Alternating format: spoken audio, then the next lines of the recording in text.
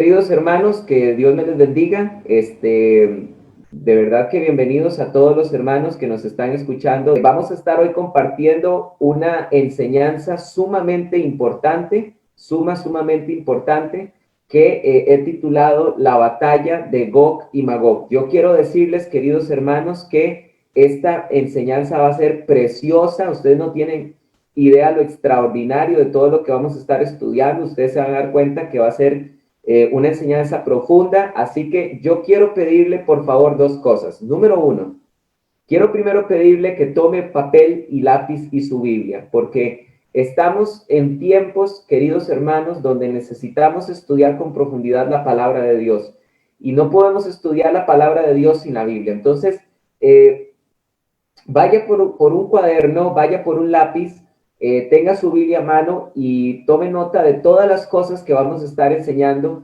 en esta hora de esta conferencia. Luego, quiero decirles también que me gustaría que podamos darle compartir en este momento a la enseñanza para que pueda llegar a la mayoría de personas.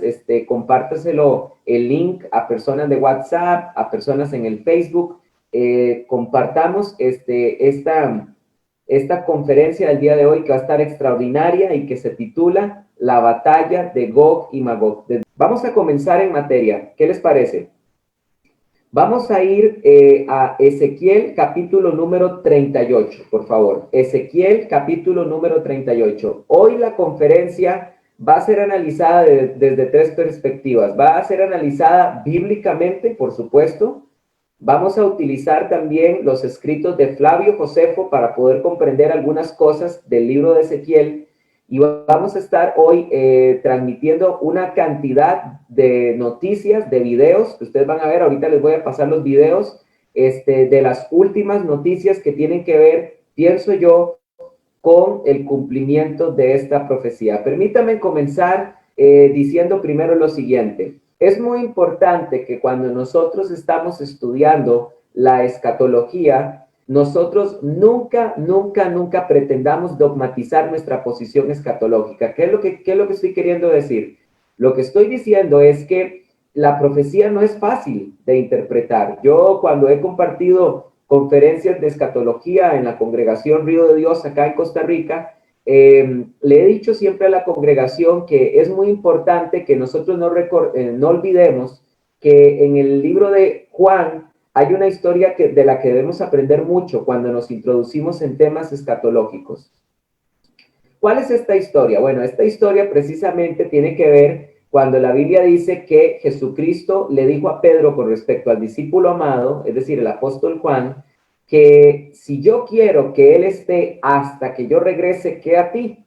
Dice la Biblia en Juan que precisamente por esas palabras de Jesucristo se levantó un rumor de que el discípulo amado no moriría hasta el retorno de Jesús. Pues bueno, esto nos lleva a pensar bastantes cosas interesantes. Si los discípulos pensaban que el Señor, que Juan no iba a morir hasta el retorno del Señor, solo hay dos cosas que podemos concluir de esto. Número uno, pensaban que la segunda venida de Cristo iba a ocurrir en su misma generación, tal vez pretendiendo de que Juan tenía que morir de una muerte natural. Y si aún no lo pensaban así, esto convertía a Juan en un personaje, ¿verdad?, medio vampiresco, en el sentido de que no moriría hasta que el Señor regrese. Es el mismo evangelio de Juan, es el mismo apóstol Juan el que nos aclara que Jesús nunca quiso decir eso, y lo único que le quiso decir a Pedro es: si yo quisiera que él esté hasta que yo regrese, ¿qué a ti? Tú ven y sígueme. Esto es muy importante entenderlo, porque si en el tiempo de la iglesia primitiva habían enredos escatológicos con los apóstoles vivos, cuánto más en nuestro tiempo, donde ya no tenemos vivos con nosotros a los 12, a Pablo y al obispo Santiago. Entonces, es muy importante que cuando nosotros interpretemos la Biblia, aprendamos de lo que la historia ya nos enseña. ¿Qué nos enseña la historia? Que muchas veces la profecía bíblica solo la vamos a ir entendiendo hasta que los acontecimientos históricos nos evidencien que la profecía está por cumplirse, o nos evidencien que la profecía ya se cumplió. Ejemplo, bueno, hay un montón de escrituras del Antiguo Testamento que los apóstoles reinterpretaron después de que Jesucristo cumplió su ministerio. Por ejemplo, Isaías 53 fue un pasaje donde los apóstoles comenzaron a ver ahí una alusión a que el Mesías tenía que morir. Salmo número 16, el Mesías tenía que resucitar. Pero todas estas cosas las lograron interpretar hasta después de que la profecía se cumplió. Entonces, muchas veces nosotros vamos a estar en la misma posición. Es hasta que empiecen a cumplirse acontecimientos históricos cuando vamos a poder comprender realmente cómo la profecía bíblica se está cumpliendo. Ahora, vamos a estar estudiando hoy tomando en cuenta esto. ¿Por qué lo digo? ¿Por qué estoy haciendo todo este preámbulo? Lo estoy mencionando precisamente porque yo no estoy pretendiendo dogmatizar la interpretación que voy a dar del libro de Ezequiel, capítulo 38 y 39, ni tampoco estoy pretendiendo dogmatizar la lectura que estoy haciendo de los últimos acontecimientos geopolíticos del mundo que me hacen creer qué tan cerca estamos de la batalla de Gog y Magog. Hoy vamos a estar hablando acerca de eso. La batalla de Gog y Magog, primero que todo, ¿qué es? Porque cuando anunciamos esta conferencia en Teología Paulina, y creo que también en Cultura Teológica, es muy importante que estuve revisando algunos comentarios de personas y decían, no ha ocurrido ni la batalla de Armagedón, ¿y cómo van a hablar de la batalla de Gog y Magog? Bueno, esto precisamente me hace entender que hay personas que no entienden que en la Biblia hay dos batallas de Gog y Magog. Para que lo apunten, esto es lo primero que tenemos que aprender. En la Biblia hay dos batallas de Gog y Magog. La primera, que voy a mencionar solo brevemente, está en el libro de Apocalipsis, capítulo número 20, y es cuando esta batalla ocurre cuando al finalizar el milenio, Satanás es suelto del abismo y engaña a las naciones para atacar la ciudad amada, es decir, la nación de Israel, y al final Dios envía fuego desde el cielo, Dios el Padre envía fuego desde el cielo y destruye a todas estas naciones que van a querer atacar a Israel después del milenio. De esta batalla de Gog y Magog no estoy hablando yo el día de hoy, sino que me estoy refiriendo a la batalla de Gog y Magog que se encuentra en el libro de Ezequiel, capítulo número 38 y Ezequiel, capítulo número 39. Esta es precisamente la batalla de la que vamos a estar hablando hoy. En el libro de Ezequiel, vamos a verlo para que pongan mucha atención, se profetiza de que la nación de Israel va a entrar en guerra con 5 naciones, para que apuntes el nombre de cuáles son estas naciones. Próximamente, Israel va a entrar en guerra con Rusia, Turquía, Irán, Sudán y Libia. Vuelvo a repetir las naciones. Israel va a entrar en guerra con Rusia, Turquía, Irán, Libia y Sudán, con estas 5 naciones. Y en la conferencia que estoy compartiendo con ustedes el día de hoy, voy a estar mencionando qué tan cerca está el cumplimiento de esta profecía. ¿Esperamos el cumplimiento de esta profecía a un corto plazo, a un mediano plazo o un largo plazo? ¿Tiene que cumplirse esta profecía antes del arrebatamiento? Esta es otra pregunta que vamos a estar contestando también. Y vamos a estar analizando qué ha ocurrido con estas 5 naciones que mencioné anteriormente y su relación con la nación de Israel. Vamos a estar estudiando también eso. Todo esto lo vamos a estar estudiando a la luz de las Santas Escrituras. Así que vamos a comenzar leyendo por un momento Ezequiel capítulo número 38 del 1 en adelante. Y qué importante es realmente que estudiemos esta profecía, porque actualmente el mundo se encuentra completamente sin rumbo. El mundo no sabe qué pensar. Nosotros vemos que los gobiernos mundiales están colapsados, Latinoamérica está que arde, presa del comunismo. Nosotros vemos que el mundo realmente no sabe qué va a pasar con este tema del coronavirus.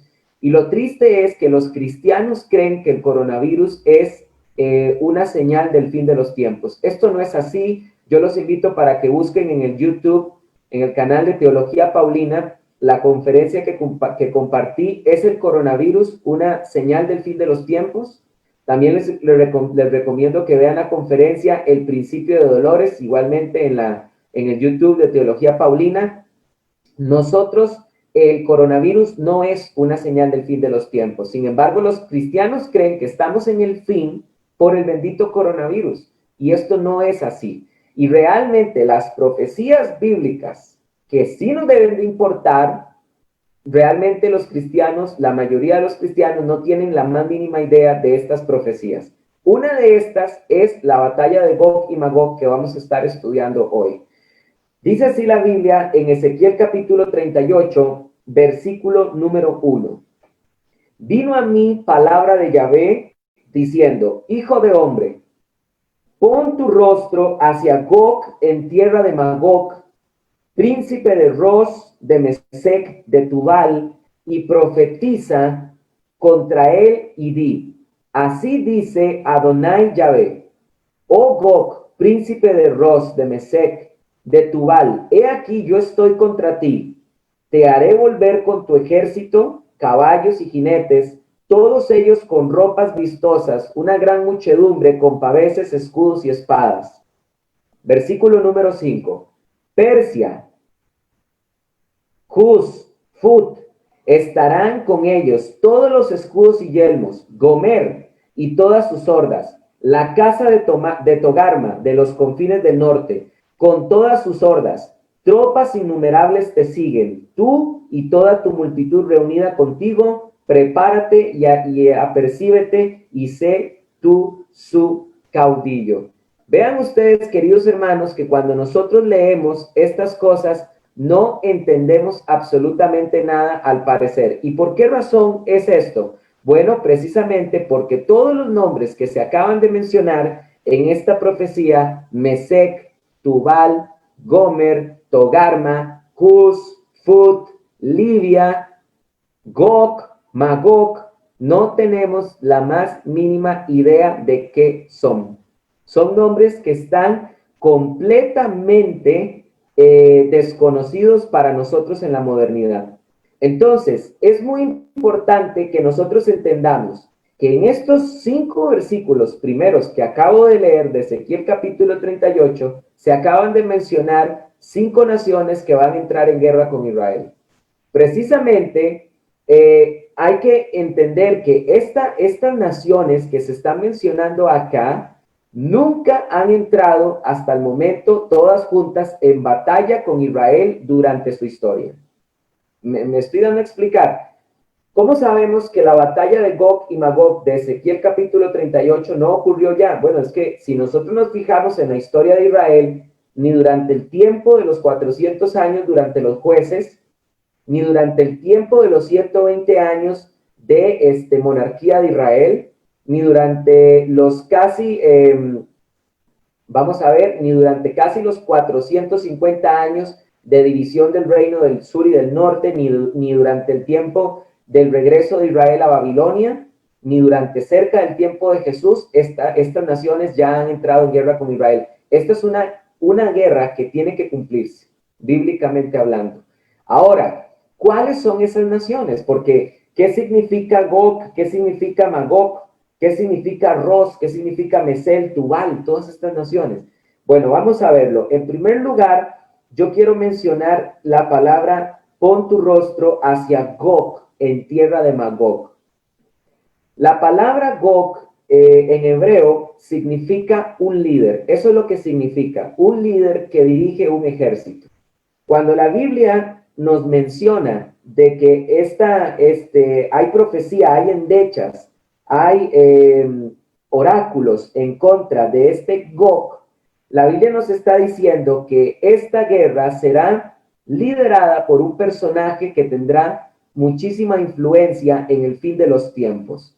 ¿Quién es Gog? Nosotros no lo sabemos, no podemos especular, ¿verdad? Como lo he escuchado algunas personas decir que Gog es Vladimir Putin, o que Gog tiene que ser el presidente Erdogan de Turquía.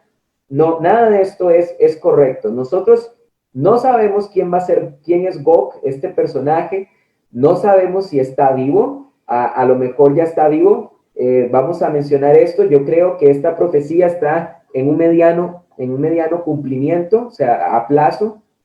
Vamos a mencionar ahorita esto, pero lo primero que tenemos que aprender es esto. Gog es un término hebreo que se utiliza para referirse a un líder.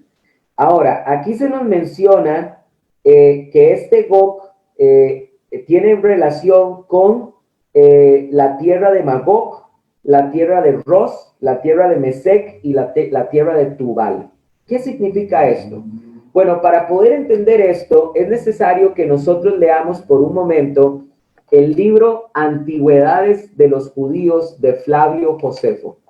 Flavio Josefo, en su libro Antigüedades de los Judíos, capítulo número 6, párrafo número 1 y párrafo número 2, Josefo menciona cómo los hijos de Noé se dispersaron por todo el mundo. Y es en esta sección que Josefo da, donde Josefo menciona todas estas regiones que acabamos de leer en Ezequiel capítulo 38, y Josefo da sus equivalentes griegos de su tiempo. Y esto es precisamente lo que nos permite saber cuáles son las naciones que van a entrar en guerra con Israel. Vean qué interesante lo que dice Josefo. Leo por un momento. Dice: los primeros que ocuparon las tierras les dieron los nombres que honraban a los nietos de Noé. Jafet, hijo de Noé, tuvo 7 hijos. Se instalaron en las tierras que comenzaban en las montañas Tauro y Amán, y que se extendían por Asia hasta el río Tanais y por Europa hasta Cádiz. Y llamaron a las tierras con sus propios nombres. Y escúchenme bien el primer nombre que menciona Flavio Josefo: Gomar. Gomar. ¿Qué decía la Biblia? Todos los ejércitos de Gomer, ¿verdad? Ya empiezan a darse cuenta que hay nombres que nos son familiares.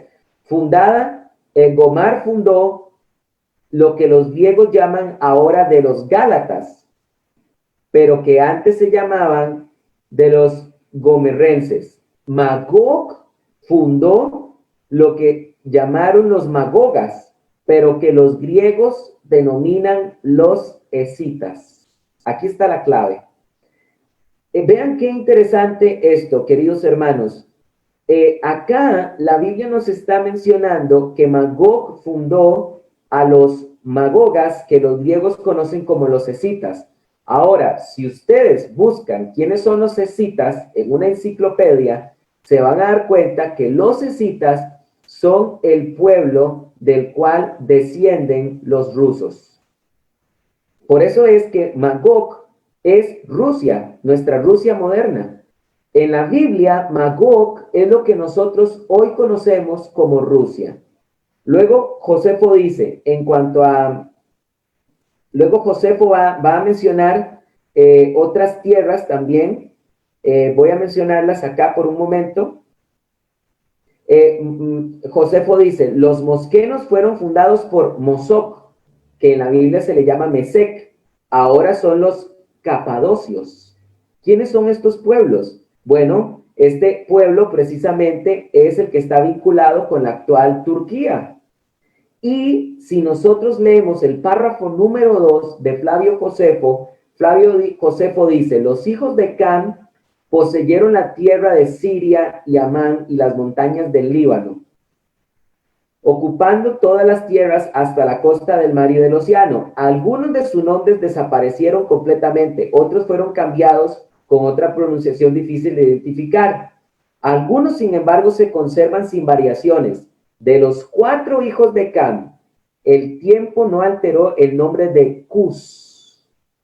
Cus, porque los etíopes sobre los cuales reinó se llaman ellos mismos y así se les dice a todos los habitantes de Asia, cuseos. ¿Quién es para Flavio Josefo Cus? El imperio etíope. La memoria de los mestres también se conserva en su nombre, porque todos los que habitamos en este país llamamos a Egipto Mestre y a los egipcios Mestreos. Fut fue el fundador de Libia y llamó por su nombre Futeos a sus habitantes. Vean ustedes que Josefo nos acaba de mencionar que Fut es el imperio, Cus es el imperio etíope y Fut es en tiempos de Josefo el imperio libio. Y también la Biblia mencionó en el versículo número 5 de Ezequiel 38:5 menciona en primer lugar Persia. Persia actualmente es Irán. Persia en 1935 se llamaba así Persia, pero cambió su nombre a Irán. Entonces, vean ustedes que las naciones que estamos mencionando no son mencionadas al dedillo o son mencionadas por mencionarlas. Simplemente estos nombres bíblicos que para nosotros no son entendibles, Magog, Gomer, Fut, Cus, Persia, son nombres que Flavio Josefo en su tiempo, en el siglo I de la era cristiana, Flavio Josefo nos dice cómo los griegos conocían estos lugares. Los hebreos lo conocían como Magog, pero los griegos los conocían como los escitas.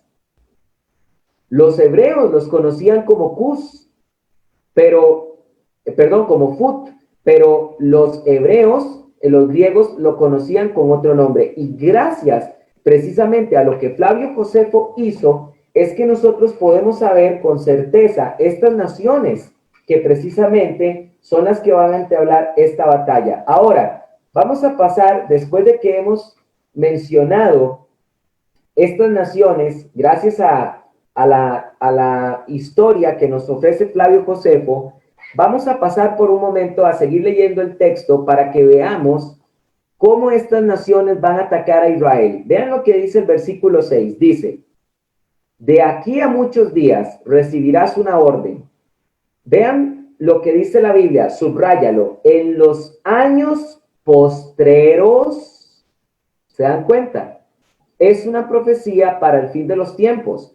En los años postreros vendrás a la tierra rescatada de la espada contra una gente reunida de entre muchos países en los montes de Israel, que fueron yermo perenne, pero fue sacada de las naciones y habitan todos confiados. Hermanos, pónganme mucha atención a lo que estamos viendo.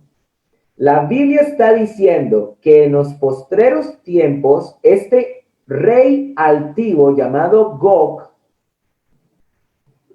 irá acompañado de Magog, Rusia, irá acompañado de Mesec, Tubal, Togarma, Turquía, irá acompañado de Cus, el imperio etíope, y de Fut, el imperio libio, en los postreros días.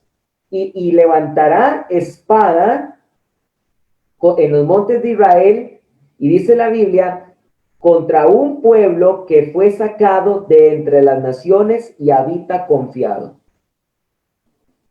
Qué interesante esto, porque la Biblia dice un pueblo que fue sacado de entre las naciones. En 1948, el 14 de mayo de 1948 se fundó el Estado de Israel. Y precisamente este Estado se formó de todos los sobrevivientes judíos que sobrevivieron de la Shoah, del holocausto nazi. Este pueblo de Israel, que actualmente son 7 millones de judíos viviendo en el Estado de Israel, este pueblo se formó del conglomerado de todos los sobrevivientes de la Segunda Guerra Mundial. Y dice la Biblia que cuando Gog ataque este pueblo en los postreros días, dice la Biblia que Gog atacará a este pueblo cuando la nación de Israel se sienta confiada. ¿Qué está haciendo ahorita la nación de Israel? Firmando paz con sus enemigos históricos. Israel acaba de firmar la paz. Ahora, el 15 de septiembre, la firmó con Emiratos Árabes Unidos y la firmó con Bahrein. Y es muy probable que 5 naciones árabes más estén por firmar la paz. Vamos a mencionar ahorita cuáles son esas naciones. Vean lo que dice la Biblia en el versículo 9. Pero tú te levantarás con una tempestad versículo 9, avanzarás como un nublado hasta cubrir todo el país, tú con todas tus hordas y muchos pueblos contigo. Así dice Adonai Yahvé, en aquel día subirán cosas a tu corazón y tramarás un designio perverso y dirás, subiré contra una tierra indefensa, iré contra gentes tranquilas que habitan confiadamente todas ellas. Vuelven a notar, ya es la tercera vez que se nos dice que Israel se siente confiado cuando ocurre esta guerra. Que habitan en ciudades sin murallas, sin puertas y sin cerrojos. Esto será para arrebatar despojos y alzarte con el botín, para poner tu mano sobre ruinas repobladas y contra el pueblo ya recogido de entre las naciones que se rehizo de ganado y posesiones y habita en el ombligo de la tierra. Dice la Biblia que este pueblo de Israel se rehizo de ganado, se rehizo de posesiones. Es que cuando el Estado de Israel se fundó, era un desierto por completo. Pero hoy en día Israel está entre las economías más poderosas del mundo y tiene el ejército 11º más poderoso de todo el mundo. El ejército número 11º de los 11 ejércitos más poderosos del mundo, el 11º es Israel. Y es uno de los países que más tiene tecnología y revolución en la agricultura. Versículo 13. Saba y Dedán y los mercaderes de Tarsis y todos sus príncipes te dirán, ¿has venido a arrebatar despojos? ¿Has reclutado tu milicia para alzarte con el botín, para robar plata, oro, para tomar ganados y posesiones, para arrebatar grandes despojos? La Biblia nos está mencionando cuál es el motivo por el cual se va a atacar a Israel: la avaricia. El deseo de arrebatar despojos, el deseo de arrebatar plata, oro, las riquezas que hasta ahorita la nación de Israel ha venido construyendo en 72 años. Este va a ser el deseo de estas naciones, arrebatar de su riqueza a Israel. Versículo 14. Por tanto, hijo de hombre, profetiza y di a Gog, así dice Adonai Yahvé, en aquel tiempo, cuando mi pueblo Israel habite con seguridad, qué impresionante que Israel, vuelvo a repetir, esté ahorita encaminado en un proceso de paz y seguridad. ¿No lo sabrás tú? Entonces vendrás de tu lugar, de las regiones del norte, tú y muchos pueblos contigo, todos ellos a caballo, a gran multitud y poderoso ejército, y subirás contra mi pueblo Israel como un nublado que cubre la tierra. Ello ocurrirá en los días postreros. Por segunda vez se nos menciona que esta profecía es para el fin de los tiempos. Y yo te traeré sobre mi tierra para que las naciones me conozcan cuando yo, oh Gog, sea santificado en medio de ti delante de sus ojos. Dice la Biblia que estas naciones, por causa de su avaricia, van a atacar a Israel para repartir despojos. Pero en el versículo número 16 se nos acaba de decir que es Dios el que está poniendo en su corazón que estas naciones ataquen a Israel. ¿Y por qué Dios lo está haciendo? Porque Dios se va a glorificar y a santificar delante de estas naciones. Dios va a hacer su nombre famoso en medio de estas naciones a través de esta guerra. Es Dios el que está sacando provecho de todo esto. Versículo 17. Así dice Adonai Yahvé, ¿no eres tú aquel de quien hablé en tiempos antiguos por mis siervos, los profetas de Israel, los cuales ya entonces profetizaron que yo te habría de traer sobre ellos? En aquel tiempo, cuando Gog, este líder altivo, venga contra la tierra de Israel, dice Adonai Yahvé, acontecerá que mi ira se levantará con mi aliento, porque en mi celo y en el fuego de mi ira he predicho que de seguro en aquel tiempo habrá un gran sacudimiento en la tierra de Israel. Escúchenme cómo estas 5 naciones van a perder la guerra. Dios va a través de desastres naturales traerle la victoria a Israel. ¿Me escucharon? Dios a través de desastres naturales va a traerle la victoria a Israel.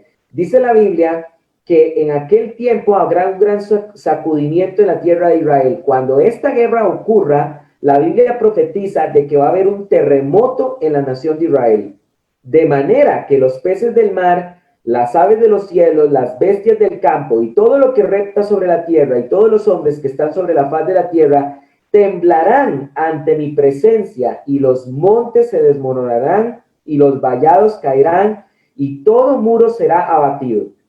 Y yo llamaré a la espada contra él a todos mis montes, dice Adonai, Yahvé. La espada de cada cual será contra su hermano. ¿Qué va a pasar con estas 5 naciones que van a atacar a la nación de Israel? Cuando ocurra este terremoto, cuando hayan invadido la tierra de Israel, la Biblia nos está enseñando que el caos de este terremoto hará que estos 5 ejércitos se destruyan entre ellos. La espada de cada cual será contra su hermano, y yo litigaré contra él con peste, habrá peste, con sangre, y haré llover sobre él y sobre sus hordas y sobre muchos pueblos que están con él un aguacero impetuoso, un gran granizo y fuego y azufre. La Biblia nos está profetizando que va a haber una granizada extraordinaria que va a aumentar la confusión de estos 5 ejércitos que van a atacar a Israel, y que esta granizada se levantará en contra de estos 5 ejércitos. Así me engrandeceré y me santificaré y seré conocido ante todos los ojos de muchas naciones, y sabrán que yo soy Yahvé.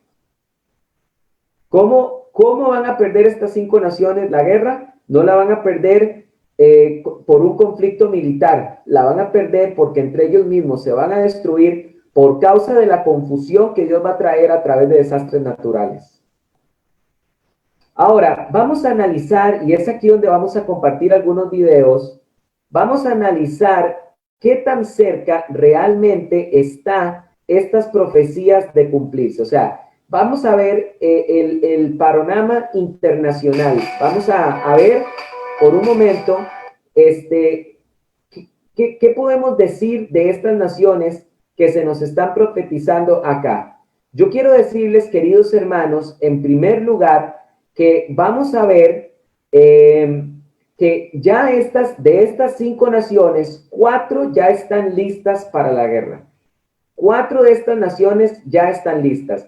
Y yo quiero compartirles a ustedes este video para que ustedes puedan ver cómo de manera extraordinaria ya existe una triple alianza entre Rusia, una triple alianza entre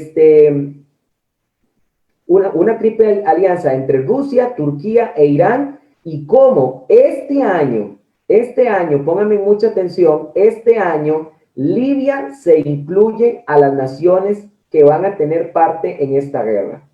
Por favor, presten muchísima atención, santos.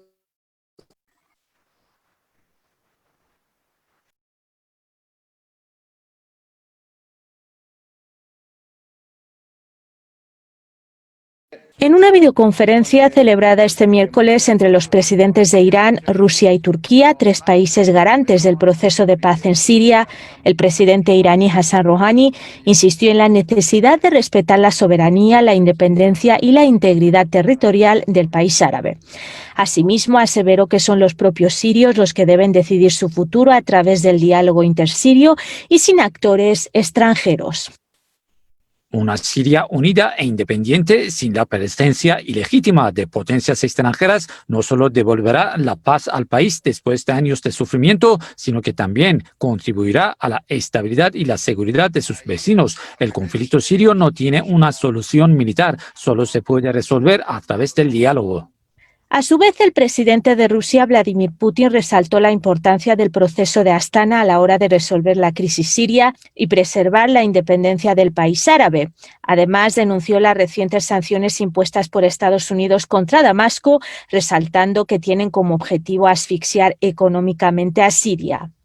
Las sanciones impuestas a Siria, pasando por alto al Consejo de Seguridad de la ONU, es decir, Unas sanciones ilegales tienen un efecto negativo. Además, se han introducido nuevas sanciones cuyo objetivo, por supuesto, es asfixiar económicamente a Siria.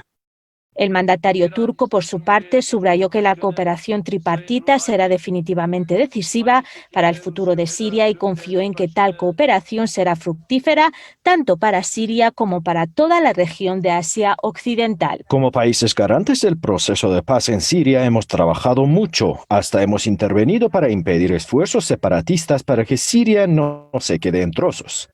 Desde el inicio del proceso de Astana hemos adoptado importantes pasos para preservar la seguridad y la estabilidad en Siria.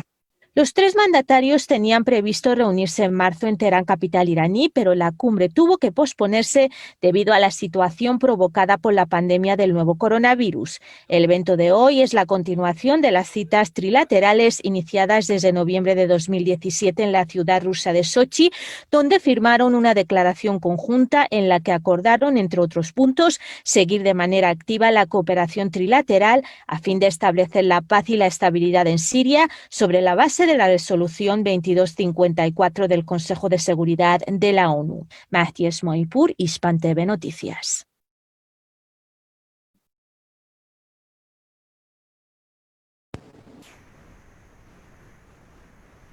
Como pueden ver ustedes, queridos hermanos, esto es sorprendente porque esta triple alianza de la que acabamos de compartir este video es extraordinaria. ¿Qué fue lo que detonó esta triple alianza? Bueno, yo quiero comentar rápidamente de que en realidad hace unos años Rusia y Turquía venían teniendo conflictos fuertes, inclusive los turcos habían derribado aviones rusos este presidente de Turquía, Erdogan, es lo más parecido a lo que tenemos hoy a un moderno Hitler. Este hombre ha acribillado a los kurdos, y este presidente Erdogan, precisamente, si tuviera más poder militar, estaríamos ahorita en una tercera guerra mundial, de esto no hay duda. Sin embargo, ¿qué ha hecho que la fricción entre Rusia y Turquía se haya venido limando? Precisamente el conflicto que ha ocurrido en Siria. Ahora Turquía, Irán y Rusia, como ustedes pueden ver en este video, tienen sus ojos puestos en Siria porque Siria representa una importante, es un país geopolíticamente y militarmente muy importante. Rusia tiene dentro de Siria una base militar, y Rusia y también Siria es un paso directo para poder exportar gas y petróleo a Europa. Entonces, todos los intereses de estos tres países, los dos países fuertes de la región, Turquía e Irán, se han venido intensificando con el apoyo de Rusia. Y la excusa de estos tres países ha sido mantener en el poder al actual presidente de Siria. Entonces, estos tres países ya han estado en acuerdos energéticos, acuerdos comerciales, en acuerdos políticos, diplomáticos, e inclusive estos países ya han tenido ejercicios militares juntos. Estas tres naciones, Rusia, Turquía y Irán, precisamente las tres de las 5 naciones que la Biblia menciona. Esto es impresionante, realmente impresionante. Todavía para el año 2019, estas tres naciones seguían siendo esa triple alianza, pero ahora lo impresionante es que Turquía ha empezado a tener una influencia extraordinaria sobre Libia, y Libia es otra de las naciones que va a tener parte en esta guerra de Gog y Magog. Veamos cómo Turquía ahorita está aumentando su influencia sobre Libia, y es indiscutible que esto va a arrastrar a este país a esta guerra.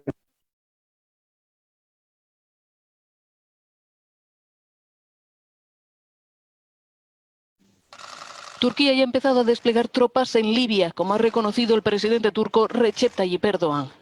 Las fuerzas turcas respaldarán al gobierno de Trípoli, liderado por Fayez el-Sarraj, frente al acoso creciente de las milicias del general rebelde Khalifa Haftar, que controla la mayor parte del país y también la mayor parte de sus recursos energéticos. El Parlamento de Ankara aprobó la semana pasada este envío de tropas, un despliegue que forma parte de un acuerdo con el gobierno de Libia para compartir los derechos de explotación de yacimientos de gas en el Mediterráneo.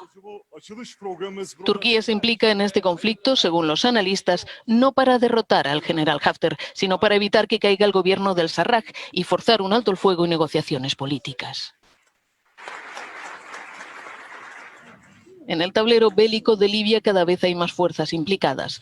El gobierno no reconocido del general Haftar, asentado en la ciudad oriental de Tobruk, cuenta con el apoyo aéreo de Emiratos Árabes Unidos, así como el respaldo de Arabia Saudí, Rusia y Francia. Mientras tanto, el gobierno del Sarraj, reconocido por la ONU, tiene el apoyo de Qatar y Turquía. El pasado fin de semana, los bombardeos de las fuerzas de Haftar dejaron al menos 50 muertos en apenas 24 horas, la mayoría cadetes de una escuela militar en Trípoli.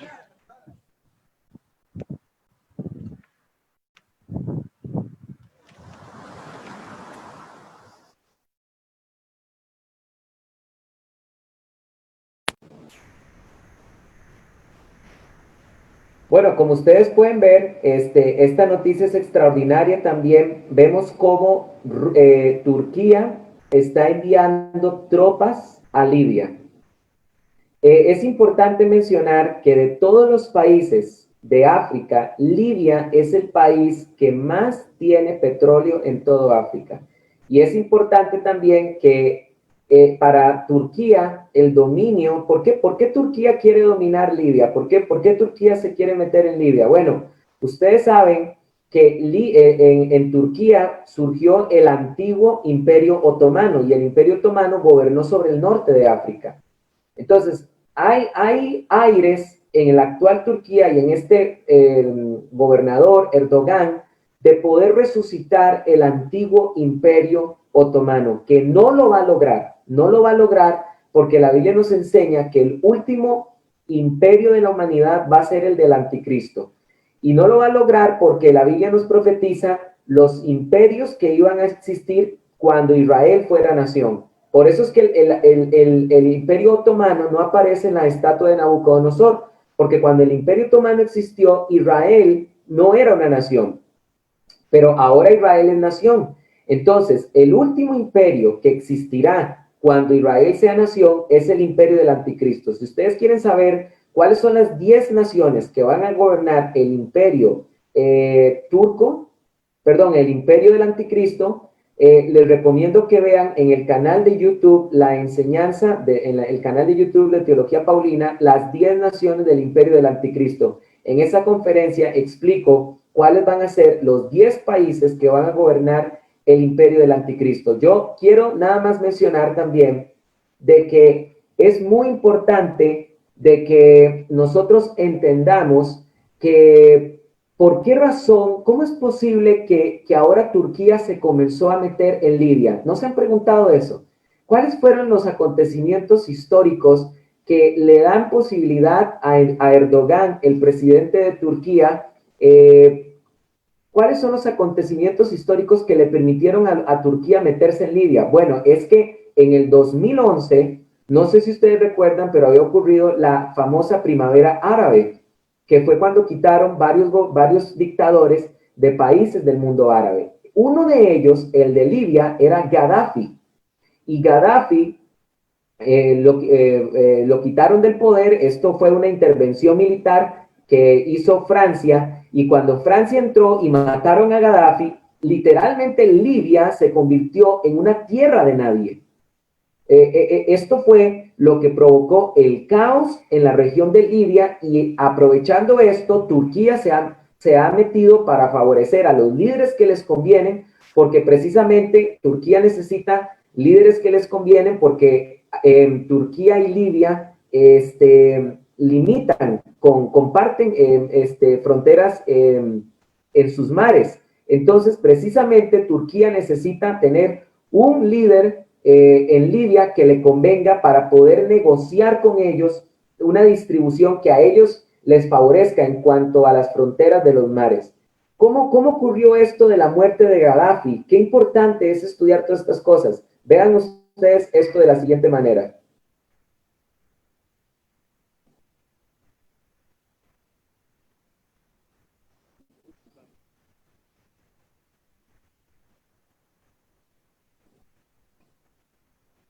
Naciones Unidas expresó la necesidad de realizar una investigación para aclarar los hechos. Por la difusión de las imágenes en las que se ve a Muammar Gaddafi todavía con vida, el organismo asegura que la verdad contribuirá a tranquilizar la situación del país. Estas imágenes captadas con un teléfono celular y que están dando la vuelta al mundo son lo que causa el revuelo. Gaddafi había sobrevivido al ataque aéreo de la OTAN, que reveló que la intención era detener 75 vehículos cargados de armas que huían de Sirte y que no sabía que ahí viajaba el excéntrico exgobernante. Ese ataque fue clave para que las fuerzas libias lo capturaran vivo para ser trasladado a la ciudad de Misrata como había ordenado el gobierno interino. Lo estaban llevando al hospital porque había recibido disparos en los pies. Iban de Sirte a Misrata y en esa área se produjo el fuego cruzado entre nuestra gente y los rebeldes. Le dispararon en el costado de la cabeza y murió. No les puedo decir si el disparo fue de cerca o no, pero sí que no fue intencional. El análisis forense preliminar no pudo determinar de qué lado llegó la bala, mientras el gobierno insiste en que nunca ordenó la muerte del dictador. Llevaron el cuerpo a la morgue, donde se le sacaron muestras de pelo, sangre y saliva, y ahí hubo quienes incluso se sacaron fotos con el cadáver. No creo que haya sido una ejecución, aunque no tengo todos los hechos. Tenemos que seguir las leyes internacionales, para eso están la OTAN y la ONU. Aunque no estemos de acuerdo con líderes como Gaddafi, que mató a su propia gente, no podemos ejecutarlos. Hay que llevarlos ante un tribunal. Para los libios también es importante conocer la verdad. Un Gaddafi mártir todavía podría despertar afectos, pero no uno humillado. De todas formas, creen que el final habría sido el mismo. No nos gusta lo que pasó. Fue capturado como prisionero, por lo que debió haber sido llevado ante la justicia y sometido a juicio. Quizás al final sería condenado a muerte, pero no debía morir así. Los musulmanes no aprobamos cómo sucedió. El cuerpo de Muammar Gaddafi, según las autoridades interinas, aún está en Misrata. Será enterrado según la tradición musulmana, pero de manera privada y en un lugar secreto. Pero antes de realizar ese funeral, un funcionario de la Corte Penal Internacional viajará a Libia para revisar los exámenes y, si es necesario, ordenar otros análisis al cuerpo. Paz González, CNN Chile, Atlanta. Realmente sorprendente, queridos hermanos, ver cómo realmente este vacío que produjo el dictador Gaddafi, ¿verdad? Cuando lo sacaron, convirtió a la tierra en un lugar de nadie, y que precisamente vemos cómo Turquía se está aprovechando de esto. O sea, qué importante es saber cuáles son las naciones que la Biblia profetiza y estar siguiéndole la pista para ver. ¿Saben ustedes que la Biblia dice que los profetas querían saber en qué tiempo y en qué persona el Espíritu de Cristo indicaba que vendría el Mesías? Dice la Biblia que el cumplimiento de las profecías son cosas que aún los ángeles desean ver. Entonces, qué importante es realmente, qué extraordinario es que nosotros tengamos la misma actitud. Nosotros debemos de estar viendo en qué momento el Espíritu de Cristo nos indica que estas profecías se van a cumplir, y así como los profetas, tenemos que estar pendientes del cumplimiento de las profecías bíblicas.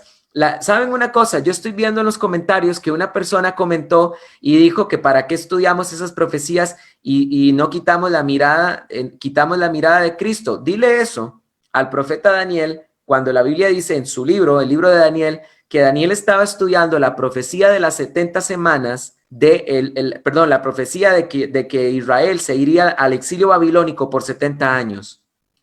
El profeta Daniel estaba estudiando las profecías de Jeremías con respecto a que Israel se iba 70 años al exilio. Y así tenemos que ser nosotros, estar estudiando, al igual que Daniel, las profecías y saber cuáles son las naciones que van a entrar en esta profecía y estar siguiéndoles siguiendo, ¿verdad? ¿Qué va a pasar con esto, con esta nación? ¿Qué ocurrió con aquel país? Y ver cómo los acontecimientos históricos se empiezan a acomodar para que la profecía bíblica ocurra. ¿Quién iba a decir que la muerte de Gaddafi iba a convertirse en un detonante para que Libia se una a estos 5 naciones que van a atacar a Israel? Y termino con esto. Nos falta una nación y es Sudán. Y quiero decirles que por esta razón es que yo no veo que esta profecía, pero es mi opinión, yo no veo que esta profecía se cumpla a un corto plazo, porque es interesante que ahorita Sudán, que es la otra nación que nos falta, porque es cierto que Flavio Josefo llamó precisamente a esta nación, llamó a Cus, los llamó Etiopía, pero si ustedes investigan bien la geografía de ese imperio, incluye a Sudán. Y es interesante que el imperio, el Sudán, en Sudán, en el antiguo Sudán, existió un imperio bastante poderoso que inclusive tuvo pirámides también, y en el antiguo imperio de Sudán, inclusive se erigieron el triple de las pirámides que existen actualmente en Egipto. Fue un imperio en el tiempo bíblico bastante poderoso.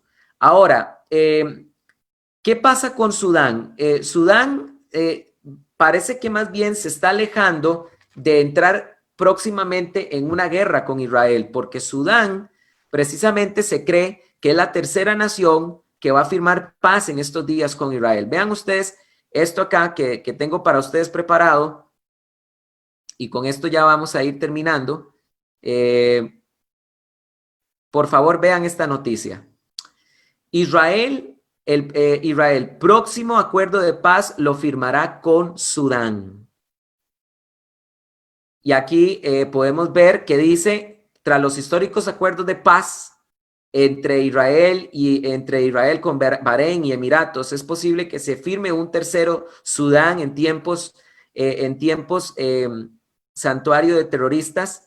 Está pensando abiertamente en establecer relaciones con el Estado judío. Se trataría de otro gran logro diplomático si es que Washington, siempre que Washington dé los empujoncitos adecuados. Esto es muy, pero muy importante, muy importante, porque vemos entonces que Sudán se está más bien alejando de lo que esperaríamos un cumplimiento a corto plazo de esta profecía. Sin embargo, hermanos, sigamos al tanto de qué va a pasar con Sudán, si van a lograr la paz o no. Es probable que la firmen, que lo firmen, por todo lo que está ocurriendo ahorita en Sudán. Necesitan aliarse con Estados Unidos e Israel para poder salir de la miseria en la que estos países se encuentran. Pero vuelvo a repetir, es muy importante que estemos viendo qué va a pasar con Sudán, porque esta va a ser una de las naciones que van a atacar a Israel según Ezequiel 38 y 39. Entonces, con esto termino. Vemos que realmente esta profecía está tal vez a un mediano plazo en cumplirse. Cuando digo mediano plazo, no veo que sea una profecía que se cumpla este año o el próximo, sino que tal vez es una profecía que se pueda cumplir de aquí a unos años. Ahora, cierro con esta pregunta. ¿Esta guerra ocurrirá antes de el arrebatamiento? Lo que sí sabemos es que esta guerra no puede ocurrir después del arrebatamiento. No puede ocurrir después del arrebatamiento. ¿Por qué razón? Porque en Ezequiel capítulo 38, en Ezequiel capítulo 38, vamos a ver, por favor, un momento, se nos dice, escúchenme bien, que de esta guerra Israel durará 7 años limpiando los escombros que deje esta guerra y durará 7 meses enterrando a sus muertos. Entonces, no puede ser, esta guerra no puede ocurrir en el tiempo de la tribulación, porque Israel, el tiempo de la tribulación lo empieza con paz, no con guerra. Entonces, vean lo que dice la Biblia en Ezequiel 39. Ezequiel 39, 8 en adelante, leo. He aquí viene y se cumplirá, dice Adonai Yahvé, este es el día en el cual he hablado. Entonces los moradores de las ciudades de Israel saldrán y encenderán y quemarán armas, escudos, paveses, arcos, saetas, dardos y dardos de mano y lanzas, y los quemarán en el fuego durante 7 años. 7 años Israel durará limpiando los escombros de esta guerra. Y dice el versículo 12, y la casa de Israel los enterrará, los estará enterrando durante 7 meses para limpiar la tierra. Sí, todo el pueblo de la tierra los enterrará y tendrá fama por ello en el día en que yo sea glorificado, así dice Adonai Yahvé. Los muertos de esta guerra serán tantos que durarán 7 meses en enterrarse. Imagínense ustedes.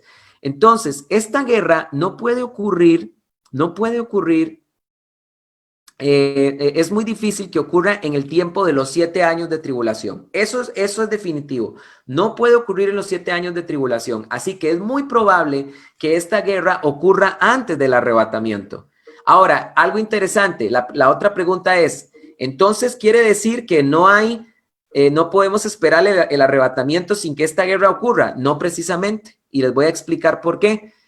Porque también nada nos garantiza, y vuelvo a lo que yo dije al principio, de que la profecía es difícil de entender cómo se puede cumplir. No hay nada que tampoco nos diga, por ejemplo, que hoy ocurra el arrebatamiento, que esa guerra se desate mañana, y después de esta guerra aparezca el anticristo y comience la tribulación. ¿Me estoy dando a entender? Entonces, es también otra probabilidad. Yo en lo personal creo que esta guerra tiene que ocurrir antes del arrebatamiento, pero puede la profecía tomar otro giro. Entonces, yo quería compartir con ustedes esta conferencia, espero que haya sido de muchísima edificación, queridos hermanos, para que ustedes puedan estar al tanto de estas naciones y le puedan seguir dando seguimiento. Obviamente, conforme se vayan sumando nuevos acontecimientos históricos, estaré mencionando novedades y seguiré profundizando en el estudio de esta profecía. Hermanos, que Dios les bendiga y que tengan mucha paz.